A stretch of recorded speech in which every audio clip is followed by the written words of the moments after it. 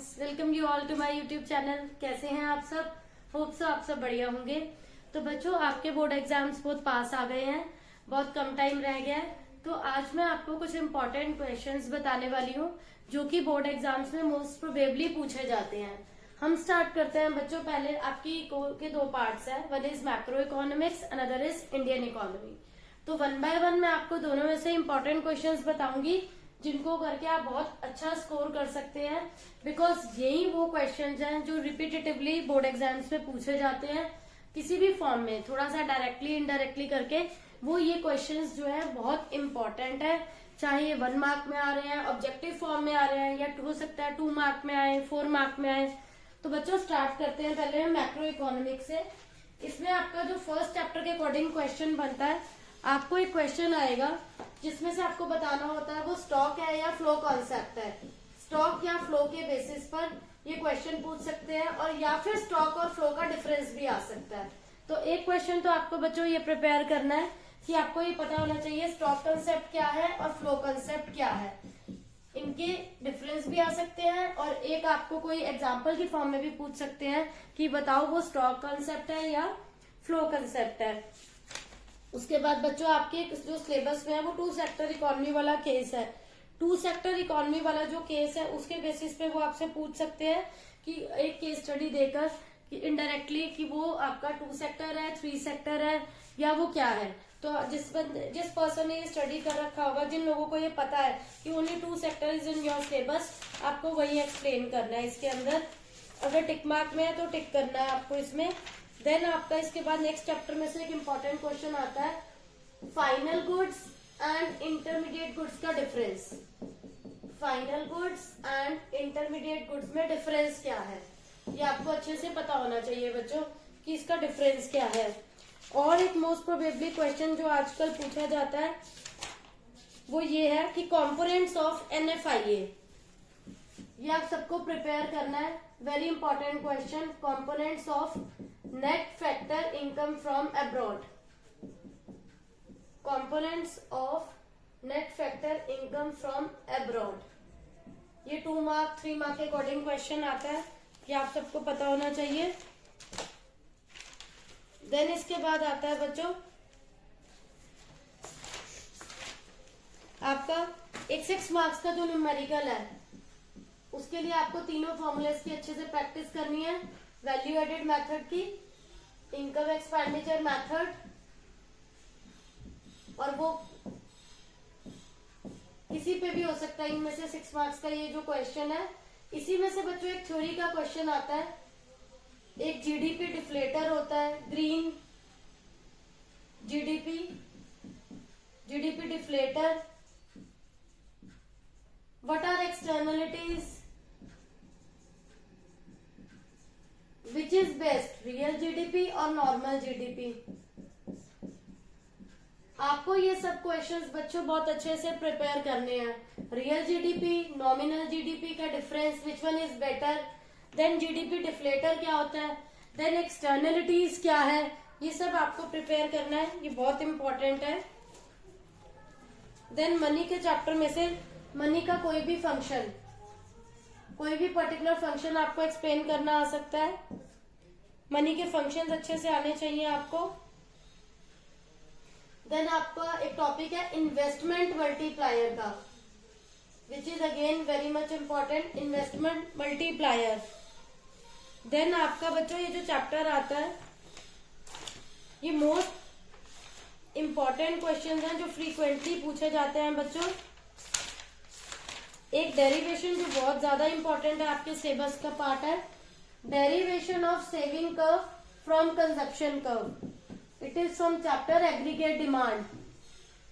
Aggregate demand में से question बनता है बच्चों, derivation of saving curve from consumption curve. 3 to 4 mark का क्वेश्चन आता है बच्चों, 3 to 4 मार्क का। Derivation of saving from consumption curve. Then one is investment multiplier. Another short question is ex ante saving and investment. Then again one more important question is ADAS approach, saving investment approach,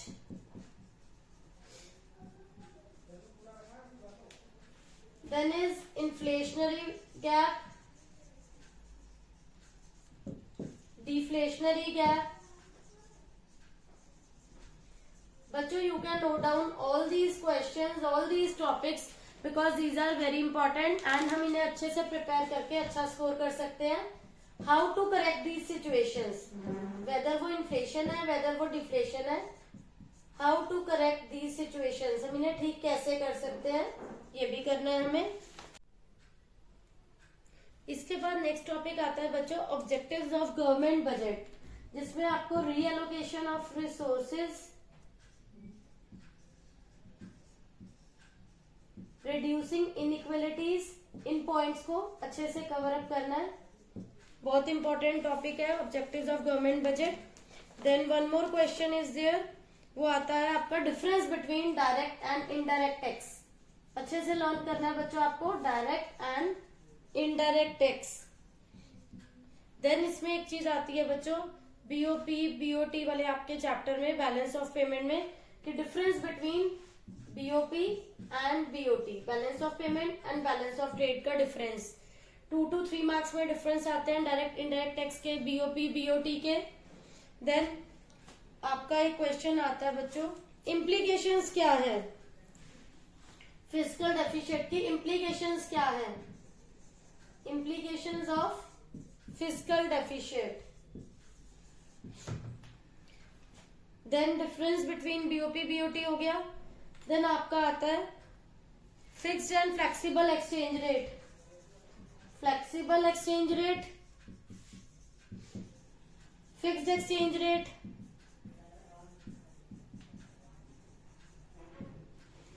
ये सब questions बच्चों बहुत important है जो मैं आपको ये बता रही हूं. इसके बाद बच्चों मैं आपको बताऊंगी इंडियन इकोनॉमी के क्वेश्चंस. ये हो गए आपके मैक्रो के, जिसमें आपका न्यूमेरिकल भी कवर हो रहा है एंड थ्योरी पार्ट भी कवर हो रहा है. इसके बाद जो नेक्स्ट आएगा वो अब हम करेंगे इंडियन इकोनॉमी. इंडियन इकोनॉमी के फर्स्ट चैप्टर में कि बिफोर इंडिपेंडेंस हमारी एग्रीकल्चर की कंडीशन कैसी थी. अगेन वेरी इंपॉर्टेंट क्वेश्चन जो आपको बच्चों प्रिपेयर करना है.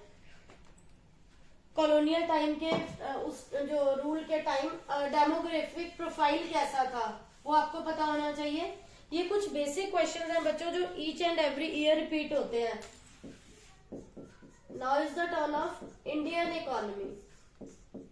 इन टॉपिक्स को बच्चों आप बहुत अच्छे से अगर रिवाइज कर लेते हैं, बहुत अच्छे से प्रिपेयर कर लेते हैं, आपके नंबर 80 आ सकते हैं.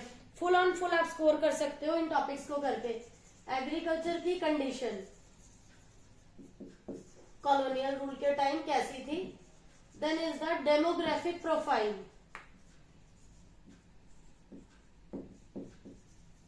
ये करना है प्रिपेयर. देन बच्चों इंडियन इकोनॉमी में से एक आता है आपका goals of 5 year planning. One more important question is goals of 5 year planning के गोल क्या थे. बहुत इंपॉर्टेंट क्वेश्चन है goals of 5 year planning. Then is the land reforms. Land reforms क्या हुए थे. एबॉलिशन ऑफ इंटरमीडियरीज, उसमें जो भी पॉइंट्स है लैंड की लिमिट फिक्स कर दी, वो सब आपको प्रिपेयर करना है. देन एग्रीकल्चरल रिफॉर्म्स क्या करे थे.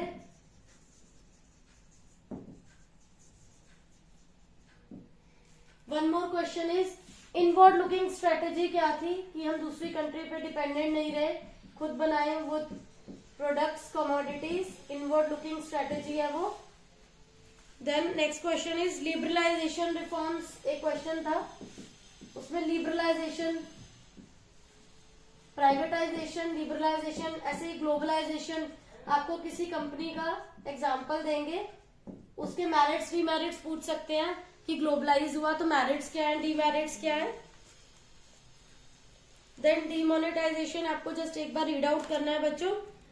फिर एक बहुत इंपॉर्टेंट क्वेश्चन आता है जो एवरी ईयर रिपीट होता है, human capital and human development का डिफरेंस करना है। बीओपी बीओटी का डिफरेंस, डायरेक्ट इनडायरेक्ट टैक्स का difference, human capital human development का difference, then is the sources of human capital formation. Very important question, human capital formation के sources क्या हैं, ठीक है बच्चों। Then challenges face during human capital formation, बहुत important question है। नेक्स्ट चैप्टर आता है आपका रूरल मार्केटिंग। रूरल मार्केटिंग में क्वेश्चन जो मोस्टली आस्क्ड क्वेश्चन है वो क्या है, सेल्फ हेल्प ग्रुप्स का टॉपिक पे आता है आपका बच्चों। सेल्फ हेल्प ग्रुप्स का जो इसमें टॉपिक है, या फिर कोऑपरेटिव सोसाइटी का, उसे आप प्रिपेयर करें अच्छे से। सेल्फ हेल्प ग्रुप को, कोऑपरेटिव सोसाइटी को। देन ऑर्गेनिक फार्मिंग का क्वेश्चन है, very important topic. Next is steps taken by government for rural credit.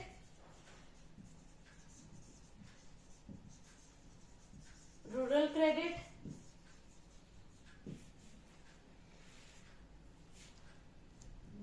क्योंकि एग्रीकल्चरल मार्केटिंग में self help groups, organisation farming, ये organic farming, then one is informalisation, jobless growth, informalisation, jobless growth,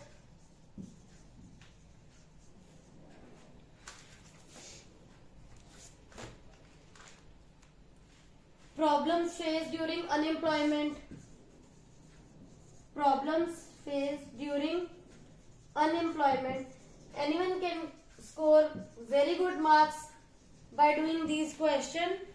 Then type of unemployment, उसमें से कोई question आ जाता है types of unemployment में से। Then is the sustainable development, most repetitive topic sustainable development. Then is the, आपको बच्चों एक कोई पिक्चर शो करेंगे, वो ओजोन लेयर पे बेस्ड होगी, कोई पॉल्यूशन पे बेस्ड होगी, और आपको उसके बारे में कोई ना कोई क्वेश्चन पूछेंगे जिसको आपको बताना होगा। Then one is India Pakistan का जो ये रिलेशन वाला चैप्टर है, इसमें आपको बच्चों एक कोई डाटा, कोई टेबल गिवन होगी, कोई चार्ट गिवन होगा, डाटा गिवन होगा, तो उसके बेसिस पर आपसे वो क्वेश्चन पूछेंगे। And one is GLF campaign. China की जितनी भी पॉलिसीज है, जो भी चाइना की पॉलिसीज थी वो आपको अच्छे से रिवाइज करनी है। उसमें चाहे जीएलएफ कैंपेन है, वन चाइल्ड पॉलिसी थी, वो सब बहुत इंपॉर्टेंट है। And one more question is कि इंडिया पाकिस्तान में, ये भी क्वेश्चन बहुत बार आता है बच्चों,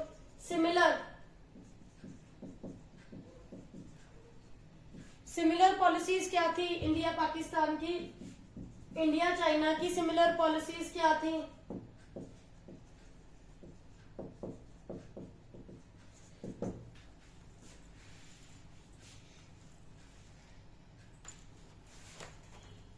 जो इस चैप्टर में से बच्चों एक डेटा मेंशन होकर आता है, फिगर्स दी होती हैं कंपैरेटिव डेवलपमेंट में, उसके बेसिस पर वो आपसे पूछेंगे उनकी प्रोग्रेस इंक्रीज हुई या नहीं हुई, डिक्रीज हुआ या कैसा रहा जीएलएफ कैंपेन पे, या वन चाइल्ड जो भी पॉलिसी थी, डुअल प्राइसिंग की जो पॉलिसी थी। चाइना की सब पॉलिसीज आपको बच्चों अच्छे से प्रिपेयर करनी है। चाइना की सभी पॉलिसीज जो हैं वो इम्पोर्टेंट हैं, चाहे उसमें कोई भी है। एंड इंडिया पाकिस्तान का सिमिलर पॉलिसीज क्या है, एंड इंडिया चाइना की भी सिमिलर पॉलिसीज क्या है, वो भी अगेन बहुत ज्यादा इंपॉर्टेंट टॉपिक है। तो बच्चों ये जितने भी टॉपिक्स मैंने आपको बताए हैं मैक्रो के एंड इंडियन इकोनॉमी के, these all are very very important. आप इन सबको अच्छे से प्रिपेयर कीजिए सो दैट आप अच्छा स्कोर कर सकते हैं। तो बच्चों ये सब करके आपका जो परसेंटेज है, आपके जो मार्क्स हैं वो अच्छे इम्प्रूव हो सकते हैं। तो आप इन सब टॉपिक्स को अच्छे से रिवाइज करिए, इन सबको अच्छे से कवर अप करिए। तो होप सो बच्चों आप सबको ये सब टॉपिक्स क्लियर हो गए होंगे, कोई डाउट नहीं होगा। Still you are having any doubt, please ask in comment section, and all the best for your exams. Thank you.